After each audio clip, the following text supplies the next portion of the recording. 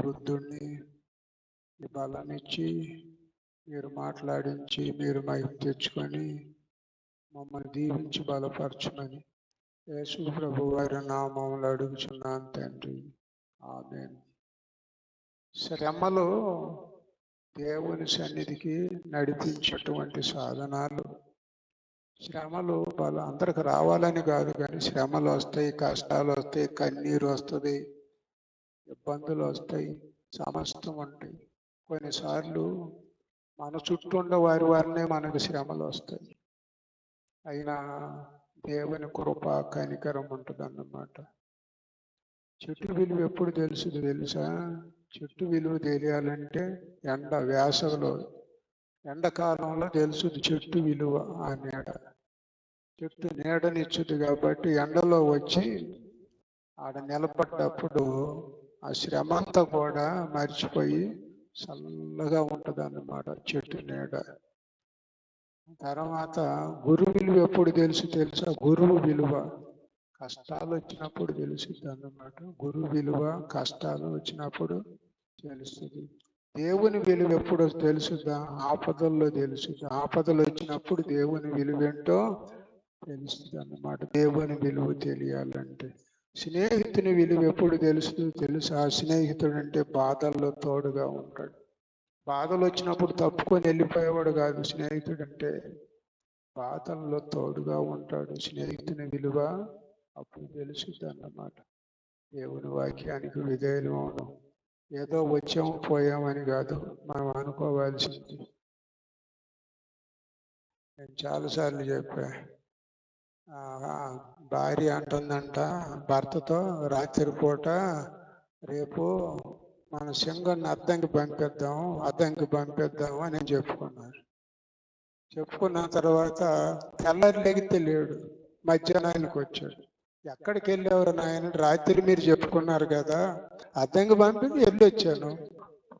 ఎందుకు వెళ్ళాడు? అద్దంకి పంపించే నేను వెళ్ళి వచ్చాను చెబుతున్నాడు. ఇప్పుడు అసలు మనం ఏంటో తెలుసుకోవాలి. మనల్ని దేవుడు ఎందుకు పుట్టించాడు? ఆయనకు ఒక ఉద్దేశం ఉంది. దేవుడు మనల్ని ఎందుకు పోషిస్తున్నాడు? ఆయనకు ఒక ఉద్దేశం ఉంది. సమయాన్ని వ్యర్థపరచుకొని అంటే కుదరదు. ఆయన అన్నాడు, ఇప్పుడంతా అవసరమా? శిలువ మీద దొంగ చివరి సమయంలో యేసు నీ రాజ్యంతో నన్ను జ్ఞాపకం చేసుకోమనే వారికే నేను నీవుతో ఉంటావు అంటే, జీవితం అంతా ఇష్టం వచ్చినాడు తిరిగి చివరి బెడ్ మీద ఉన్నప్పుడు అంట ఒక మాట అంటే సరిపోతుంది. అక్కడికి ఆయన పశ్చాత్తాపడ్డాడు, సమయం లేదు, అందుకని ఇచ్చాడు అన్నమాట. దేవుని వాక్యానికి విధేయులు అవుదాం. యెహోవా దేవుడుగా గల జనులు ధన్యులు. ఆఖరణ మనం చూసినప్పుడు చూడండి, చూస్తున్న దేవుడు అంటే చూడండి, ఎల్ రోయి, ఆ మాట ఎల్ రోయి అనే ఆ మాట. ఏల్ అంటే ఎక్కడొచ్చిన దేవుడు, ఏల్ అంటే దేవుడు, రోయి అని అంటే చూస్తున్నవాడు. అది ఆఖరమ్మ దేవునికి ఒక పేరు పెడుతుంది.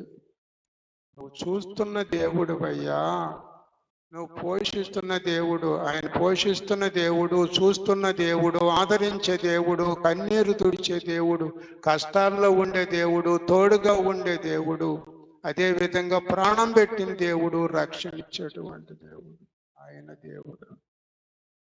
అంత గొప్ప దేవుడు అన్నాడు. నిబ్బరంగా ఉందాం. మనం మనది ఈ దేశం కాదు. పరదేశంలో ప్రియులారే పాట పాడుతుంటే కొంతమందికి భయం వేస్తుంది, వామో ఇదేం పాట కాదు. మనది ఈ దేశం కాదు, కొంతవరకే ఉండేది, భయపడాల్సిన అవసరం లేదు.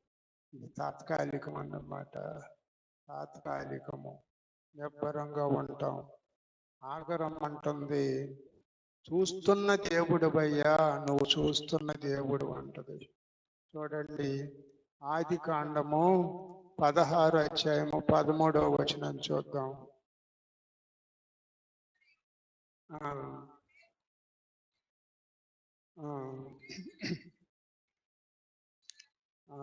అంటాను, నన్ను చూసిన వాడిని, ఒంటరితనాన్ని చూసే దేవుడు. ఎడారిలో వెళ్ళిపోతా ఉంది. అబ్రహాం వెళ్ళగొట్టేశాడు. వెళ్ళగొట్టిన తర్వాత ఎడారిలో వెళ్ళిపోతా ఉంది. కానీ దేవుడు చూస్తానే ఉన్నాడు. ఆ పరిస్థితి తెలుసు. ఆమె ఏ స్థితిలో ఉంది? ఎడారి, భయంకరమైన ఎండ, బిడ్డ సంఖలో ఉన్నాడు.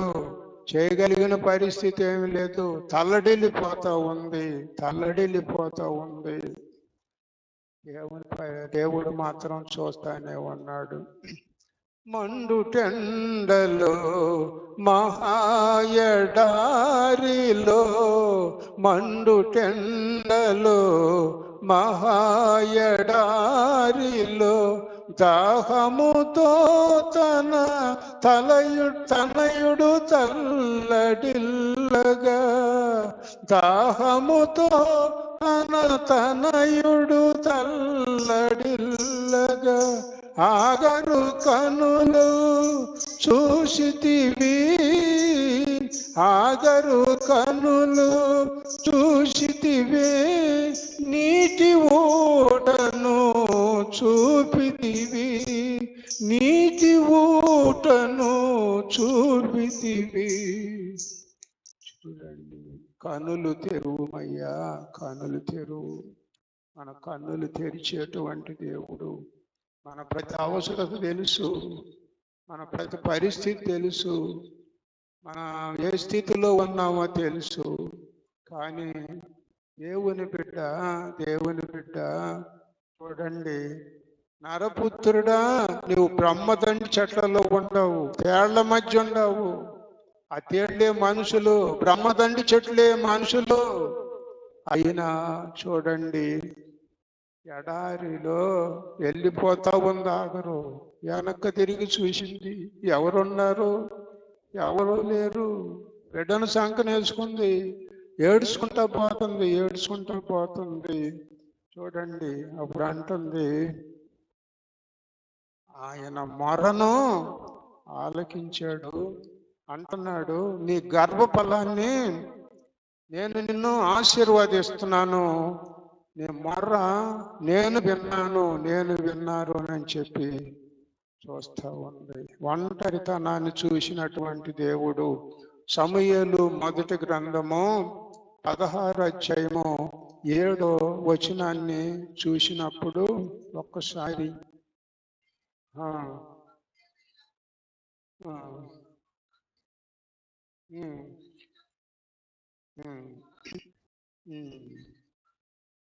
ఉండండి.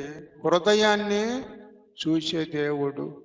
మనుషుడేమో పై రూపాన్ని చూస్తాడు. ఇప్పుడు పెళ్లి చూపులు ఉన్నాయి అనుకోండి, పెళ్లి చూపులకి వెళ్ళారు అనుకో, చూసి ఇక పని ఆహా ఓహో పర్వాలేదు చేసుకోవచ్చు అండి. హృదయాన్ని చూస్తున్నారా?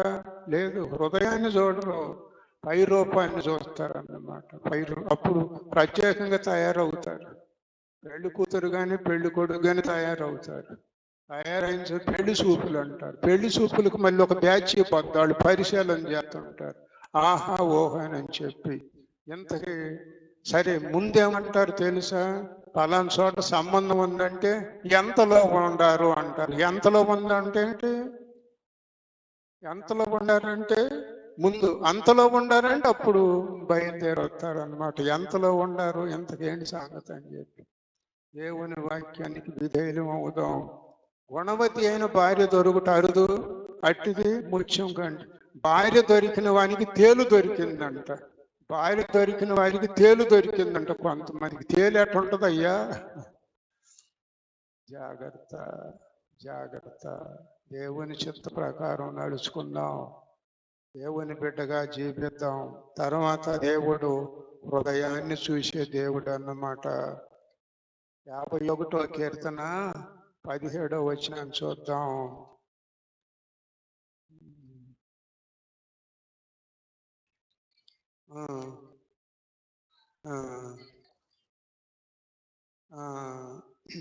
చూడండి, దేవుడు చెబుతున్నాడు, విరిగి నలిగిన హృదయాన్ని. మనుషుడేమో పై రూపాన్ని చూస్తాడు, దేవుడేమో హృదయాన్ని చూస్తాడు. విరిగి నలిగినటువంటి హృదయాన్ని ఆయన అలక్ష్యం చేయడు. హృదయాన్ని చూసి విరిగి నలిగిన హృదయం అనుకోండి, ఆయన విడిచిపెట్టడు వాడని. విరిగి నలిగినటువంటి హృదయ శుద్ధి గలవారు ధన్యులు, వారు దేవుని చూస్తారని చెబుతూ ఉంటాడు. చూడండి, పగులు కొట్టబడిన అత్తరు కొట్టి ఆమె కన్నీరు, ఆమె దీనత్వాన్ని తెలియజేస్తాయి ఒక చోట.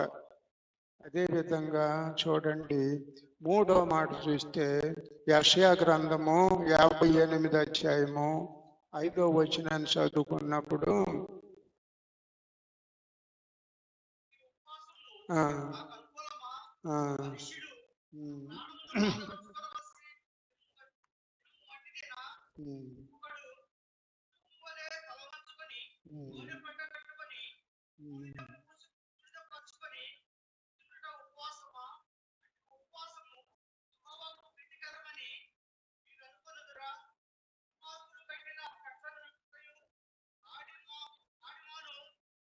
అయ్యా, హిజ్కియా కన్నీటిని చూస్తున్నాడు.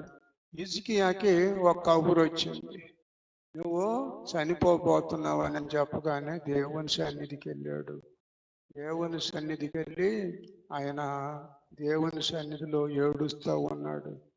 దేవుడు కన్నీటిని చూసి 15 సంవత్సరాలు ఆయుష్ ఇచ్చాడు. కన్నీటిని చూసిన దేవుడు, కన్నీటిని, మనుషులేమో పన్నీరుని చూస్తారు, మనుషులు పన్నీరుని చూస్తారు, దేవుడేమో కన్నీరు చూస్తాడు. దేవుడు కన్నీరు చూస్తాడు అన్నమాట. దేవుని వాక్యానికి విధేయులు అవుదాం. మనల్ని చూస్తున్నాడు. గర్భవాసినైనది మొదలుకొని ప్రాపకుడు నీవే. కన్నీటిని చూసేటువంటి దేవుడు. ఇంకొక మాట చూస్తే యెరెమీయా గ్రంథము 1వ అధ్యాయం 4వ వచనాన్ని మనం చూసినప్పుడు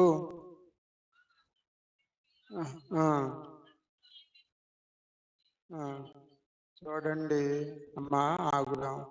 దేవుడు చెబుతున్నాడు యెరెమీయాతో, గర్భములో నువ్వు రూపింపబడక మునిపే నాకు తెలుసు, గర్భములో రూపింపబడక మునిపే తెలుసు.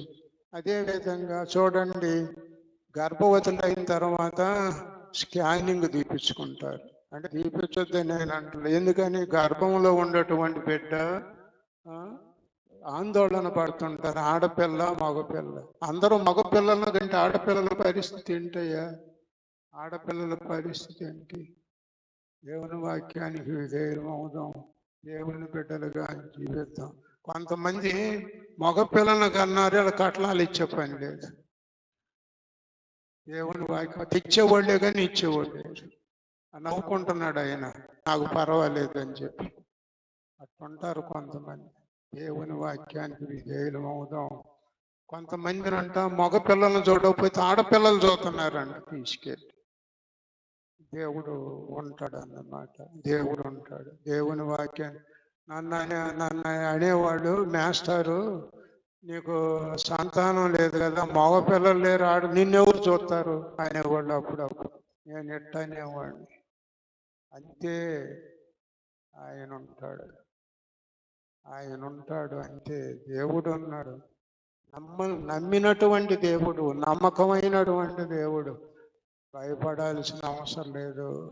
గర్భవాసి అయినది మొదలుకొని నన్ను తీసుకొచ్చి పెంచు.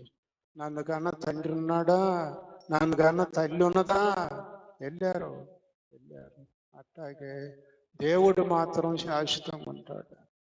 కృప కలిగినటువంటి దేవుడు. రక్షణ పొందుకున్నాం, పరిచర్య ఇచ్చాడు, భయపడాల్సిన అవసరం లేదు. దేవుని వాక్యానికి విధేయం అవుదాం, దేవుని బిడ్డగా జీవిద్దాం. చూడండి, కన్నీటిని చూసి 15 సంవత్సరాలు ఆయుష్ ఇచ్చినటువంటి దేవుడు మన ఆరంభాన్ని చూస్తాడు. గర్భవాసి 139వ కీర్తన 13వ వచనం చదవండి అమ్మా. 139వ కీర్తన. ఆ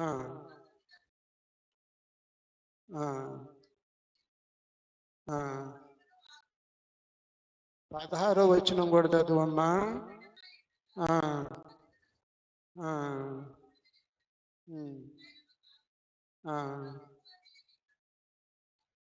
చూడండి, నిర్మించబడిన దినములలో ఒక దినము కనుక నన్ను బ్రతికించాడు. గర్భవాసినైనది మొదలుకొని నాకు ప్రాపకుడు నువ్వే, నన్ను పోషించింది నీవే. గర్భంలో చూడండి, గర్భంలో ఉండగా ఆయన చూస్తూ ఉంటాడు, ఎదుగుదల ఉంటుంది. కడుపులో ఉన్నప్పుడు మీకేం తెలుసు అంటారేమో, మీకు తెలుసులే. కడుపులో ఉన్నప్పుడు పిల్లోడు కాలు తట్టంటే తల్లి నవ్వుకుంటుందా? కడుపులో ఉన్నప్పుడు పిల్లోడు పెండం కాదులతో కాలు తట్టానంటే నవ్వుకుంటుంది. అదే ఎదిగిన కొడుకు కాలు పెట్టి తనితే ఒక్కసారి ఆలోచించండి. జీవితంలో చాలా చదివాను నేను, ప్రపంచ చరిత్ర చదివాను నేను. పిక్కలోళ్ళలా కనపడవచ్చు. దేవుని వాక్యానికి విధేయులం అవుదాం. ఇవన్నీ నాకు కాదు, కానీ నా తండ్రి ఆయన పాద సన్నిధి ఇచ్చాడు, పరిచర్య ఇచ్చాడు, రక్షణ ఇచ్చాడు. పిలిచినప్పుడు వెళ్ళిపోతాం. దేవుని వాక్యానికి విధేయులం అవుదాం, దేవుని బిడ్డగా జీవిద్దాం. చూడండి, మన ఆరంభాన్ని చూసేటువంటి దేవుడు. తర్వాత మార్కు సువార్త 6:48 ఒకసారి చూద్దాం.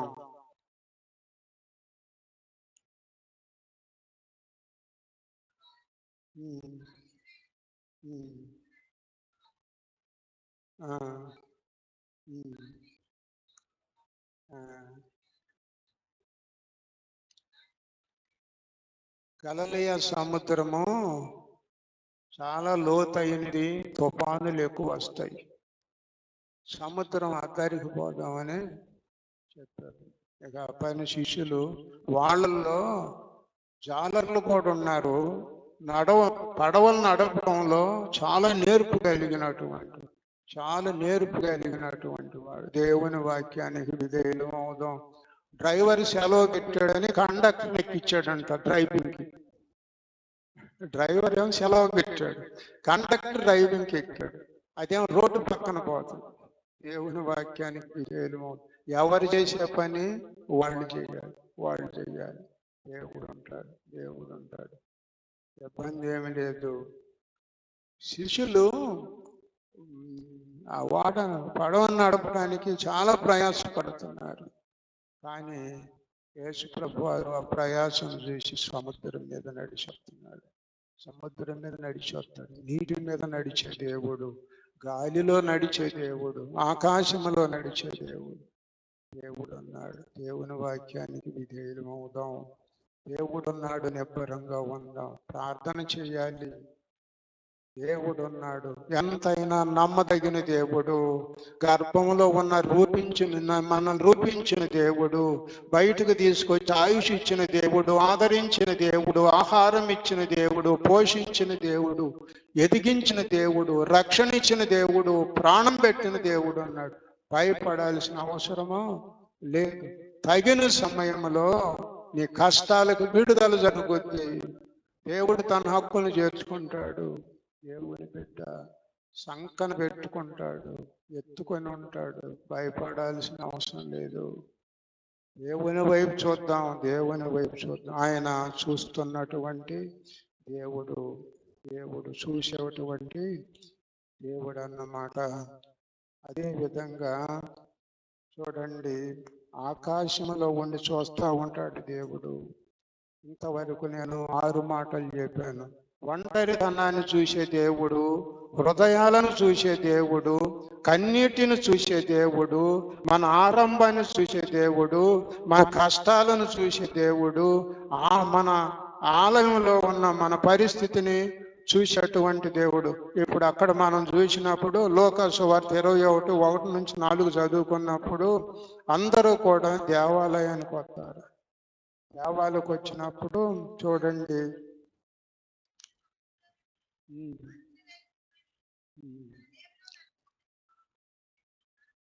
ధనికులు వచ్చి ఆ దేవాలయాలు పెట్టుంటే వాళ్ళు కలిగిన ఎలా కూర్చుకొని ఎంతంత వేస్తున్నారు. దేవుడు ఎంత వేస్తున్నామని కాదు, కానీ ముఖ్యంగా మనం వేసే విధం అన్నమాట. అందరూ కూడా చూడండి, మేము ఎంత ఎత్తున్నాం అని చెప్పి ఆహా ఓహో అని చెప్పుకోవాలని చేస్తుంటారు. పేద విధవరాలు వచ్చింది, 2 కాసులు దానిలో వేసి ఆయన చూస్తానే ఉన్నాడు. ఆలయంలోకి వచ్చిన అందరిని చూస్తూనే ఉంటాడు. ఆయన కనపడతలేదని అనుకుంటారేమో. ఎవరు ఎన్ని గంటలకు వచ్చింది కూడా చూస్తాడు. ఆరాధన ఎన్నింటికి పెట్టింది తెలుసు. మరి మాకు పెట్టాడని అనుకుంటున్నారా? కాదు. ఆయన చూస్తాడన్నమాట. చూసి చూసి పంపిస్తూ ఉంటాడు, గమనిస్తూ ఉంటాడు అన్నమాట. దేవుని వాక్యానికి విధేయులమవుదాం. దేవుని బిడ్డ, మీ మీద నాకు ద్వేషమే లేదు. మిమ్మల్ని గురించి రోజు తెల్లారుజామున ప్రార్థన చేయాల్సిందే, అది నా డ్యూటీ. అయితే ఏంటంటే హెచ్చరించాల్సిన బాధ్యత నాకు ఉంది. యేసు ప్రభు వారి అందరికీ నచ్చల. నాదేముందమ్మా, నేను ఎప్పుడు అదే అనుకుంటాను. యేసయ్య నచ్చల. ఆయన తిండిపోతున్నారు. ఆయన హెచ్చరించాడని తిండిపోతని చెప్పారు. ఇంకా రకరకాలైన ఎవరమ్మా శిక్ష వేసిందంటే ఆయన ప్రక్కన ఉండేవాళ్ళే. దేవుని వాక్యానికి విధేయం అవుదాం. ఇస్కరియోతు యోధ వీళ్ళంతా కూడా. పేతురు అన్నాడు, నా ప్రాణం పెడతానయా నీకు అన్నాడు. తర్వాత ఏం చేశాడు? ఆయన ఎవరు? నాకేం తెలుసు, పల్లె పని నాకేం తెలుసు. ఇప్పుడు కొంతమంది అంటారు, ఎవరన్నా మంచి పరిస్థితిలో ఉంటే, అయ్యా ఆ కలెక్టర్ మా మేనల్లుడయ్యా అని చెబుతారు. మా చుట్టమయ్యా అని చెబుతారు. రాజకీయ నాయకుడు ఆయన మా మనవడయ్యా అని చెబుతారు. ఎవడన్నా దొంగ ఉన్నాడు అనుకో, చుట్టమైన చెబుతాడా? ఆయన ఎవరు మాకేం తెలుసా బాబు. అరే మీకు ఆయనకి మాకు చుట్టాలు ఏంటయ్యా? ఆయనకి మాకు చుట్టాలు ఏం లేదని చెబుతా ఉంటాం. చుట్టరికం అన్నమాట దేవుని వాక్యానికి. ఏం పర్లేదు, ఏమున్నా లేకున్నా ఆయన 2 పాదాలుంటే చాలు. అదే సుందర్ సింగ్ గారు అన్నారు, నాకేమొద్దయా, యేసుప్రభు వారు ప్రత్యక్షమయ్యి నీకేం కావాలంటే అన్నాడు, నాకేమొద్దు నాయనా నీ 2 పాదాలు అని. ఆయన అన్నాడు, యేసయ్య అన్నారు, నా పరలోక రాజ్యం అంటున్నారు, ధననిధి అంటున్నారు, అదంటాను ఇది అంటున్నారు. ఏం అవసరం లేదా, నీ పాదాలు లేని పరలోకం నాకొద్దు. ఆయన 2 పాదాలు, ఆయన పాదాలు. ఇప్పుడు నా పేరు అందరికి తెలుసు కదమ్మా.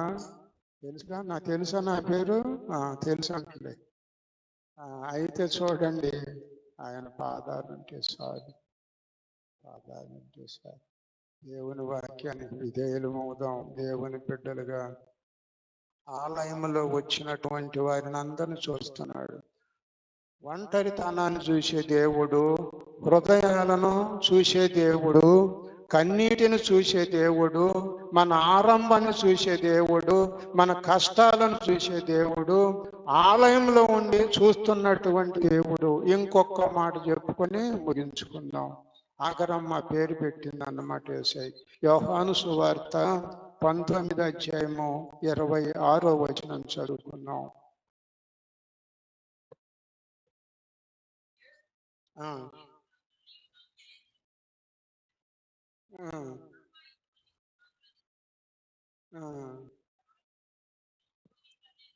ఇక్కడ గమనించినప్పుడు యేసు ప్రభువారిని సిలువేశారు.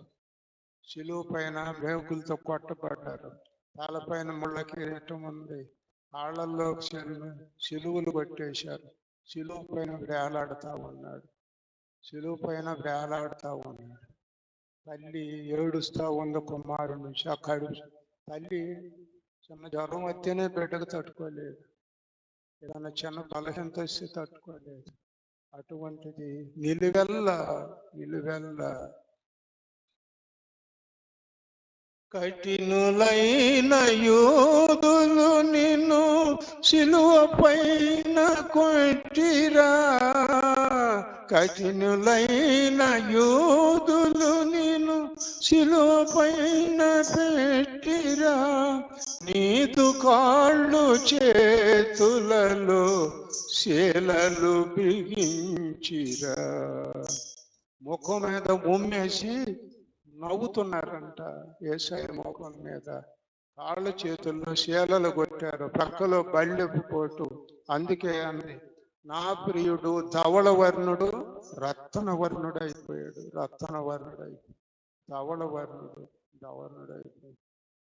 ధవళ వర్ణుడు రత్న వర్ణుడు అయిపోయాడు. ఏంటి నీ దేవుడు? ఆయన ప్రత్యేకతే. ఎంత చెప్పినా నా మాటలు చాలవు ఆయన గురించి చెప్పాలంటే.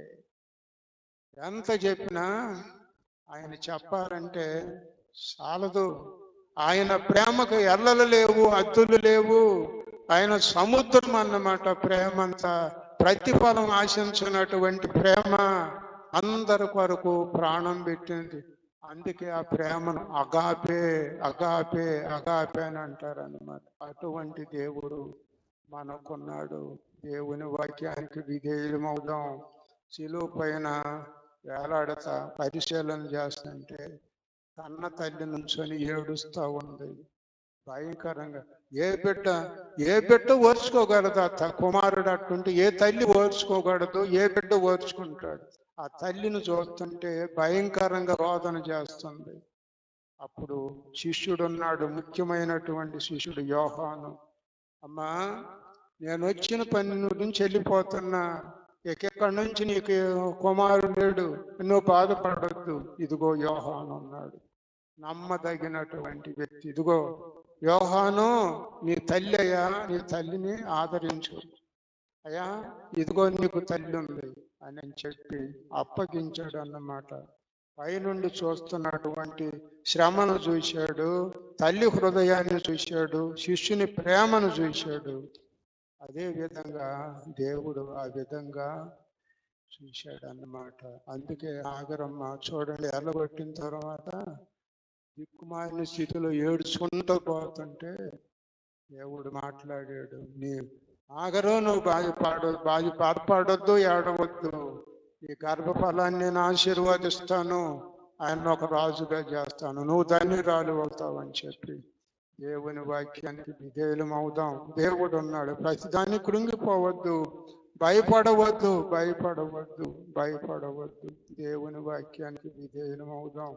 దేవుని ఇందాక ప్రార్థన గదిలో కూర్చొని క్యాలెండర్లో రాసుకుంటా మెసేజ్లు ఏ రోజే చెప్పి అవన్నీ కూడుకొని చూస్తే 146 వస్తే నిజంగా అయ్యా, ఏందయ్యా నా పరిస్థితి?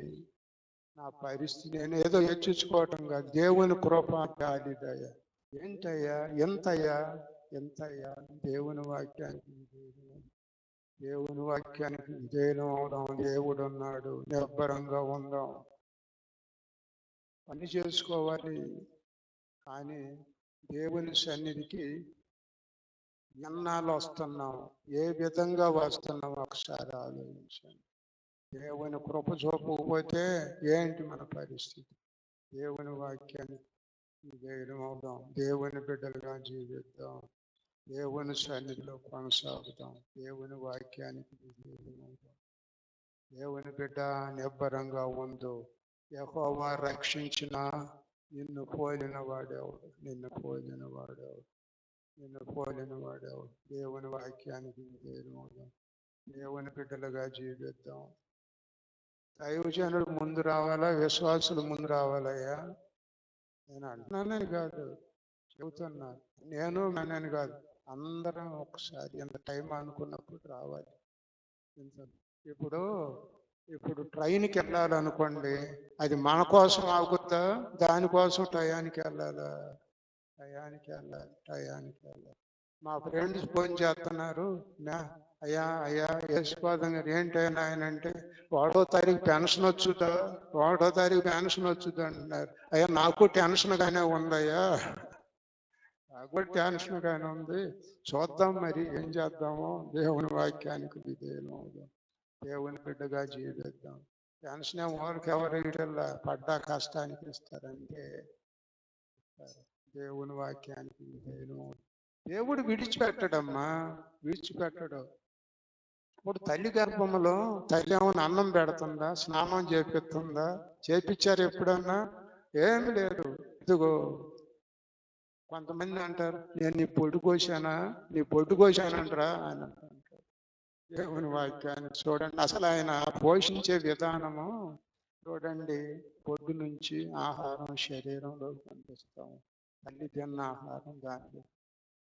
దేవుని నీ నాభి సూత్రాన్ని కోసింది నేను అంటాడు దేవుడు. నాభి సూత్రాన్ని కోసింది నేనే. గర్భములో నిన్ను పోషించింది నేనే, గర్భములో నిన్ను రూపించింది నేనే, గర్భవాసి అయినది మొదలుకొని ఎంతవరకు పోషిస్తుంది నేనే. పోషించే దేవుడు మాకున్నాడు. ఆఖరిని హెచ్చించి ఆశీర్వదించాడు. ఆఖరి కుమారుని ఒక గొప్ప వ్యక్తిగా తీర్చిదిద్దాడు అన్నమాట. చూద్దాం ఎన్ని మేళ్లు చేశామో, ఎన్ని మేళ్లు చేసి ఆయన చిత్తం లేకుండా అమ్మా నేను వాడు తెనాలి క్షేమంగా తిరిగి రాగలమా? అందులో ఈ రోజుల్లో ఇంకా భయంకరం. దేవుని వాక్యానికి విధేయులం అవుదాం, దేవుని బిడ్డగా జీవిద్దాం, దేవుని చిత్త ప్రకారం నడుచుకుందాం. దేవుడి కొద్ది మాటలు దీవించి ఆశీర్వదించుగాక. ఆమేన్. ప్రార్థన చేసుకున్నామమ్మా. దయగల మా తండ్రి, మీరు ఇచ్చిన పరిశుద్ధ ఆదివారాన్ని బట్టి స్తోత్రాలు ప్రభువా. నడిపించిన మీ కుమార్